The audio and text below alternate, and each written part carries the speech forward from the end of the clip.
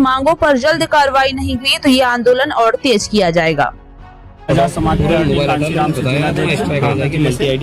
ये बताइए कि ये जो यूजीसी गाइडलाइंस लागू हुई है तो इससे आप समर्थित क्यों हैं और विरोध में क्यों हैं? देखिए, हम बाबा साहब डॉक्टर भीमराव अंबेडकर के द्वारा बनाए हुए संविधान के मानने वाले लोग हैं।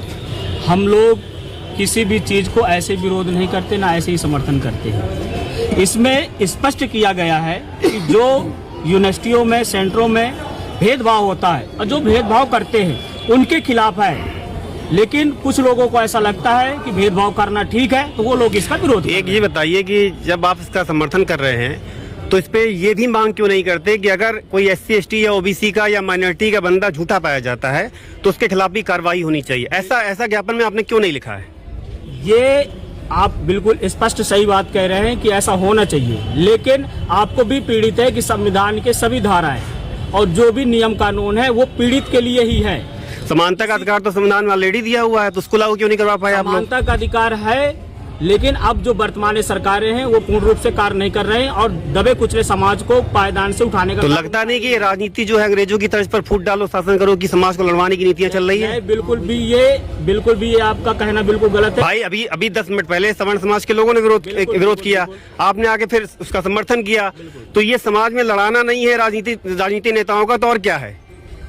ये हक के लिए है, हक के लिए लड़ाई नहीं होती है, ये अपना अधिकार। दुरुपयोग तो SC ST का भी हुआ, तो आप लोगों ने कभी अपनी माइनॉरिटी के लोगों से, पसमानदा समाज आपकी माइनॉरिटी पे आता है, ठीक है, इसमें वो भी शामिल है। तो क्या सवर्ण समाज के लोग मुसलमानों का भी दोहन करने लगे हैं क्या?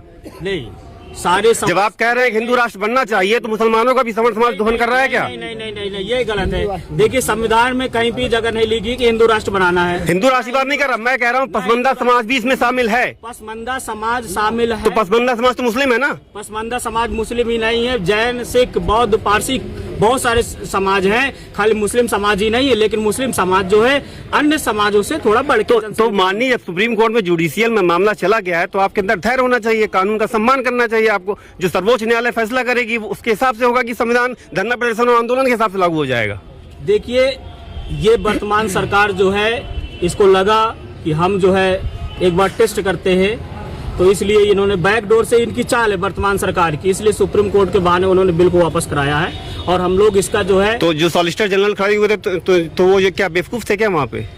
बेवकूफ होने की बात नहीं, ये तो आप स्पष्ट कर रहे हैं महोदय, हम बेवकूफ बनाने की बात नहीं। आप कह रहे हो कि बैकडोर से चाल थी, तो जो सुप्रीम कोर्ट में लहर खड़ा हुआ गवर्नमेंट की ही चाल है। क्योंकि गवर्नमेंट को, अगर देखिए, गवर्नमेंट को कोई चीज लागू करनी है तो पूर्ण सहमति से लागू कर सकता है, लेकिन उसको सुप्रीम कोर्ट के बहाने से वापस ही कराना है। वो टेस्ट किया गया है कि इन जो है दबे कुचले या अनुसूचित जाति OBC के लोगों में कितनी जागरूकता है और कितना वोट बैंक मेरे पास समर्पित है। सर्वोच्च न्यायालय अगर मान लीजिए फैसला आपके खिलाफ देती है तब आप कहाँ जाएंगे?